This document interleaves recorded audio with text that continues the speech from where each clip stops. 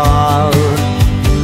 Brattast øyer og smälast og røkur og en äventyr nu går av. Vi fylgjer vi fugl og morgande skutjon ludan versi og rinkau.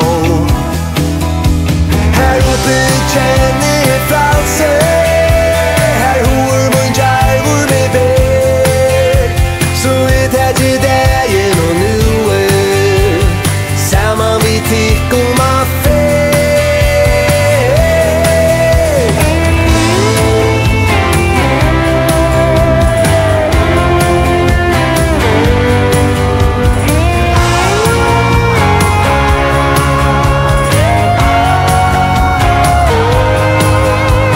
Av nattjenen sutja vi djubloa havet, og en endaleis vugg sender tankar av sted. Jeg trakkat her all gamle lander og røkur som vi da var finnkje i lav.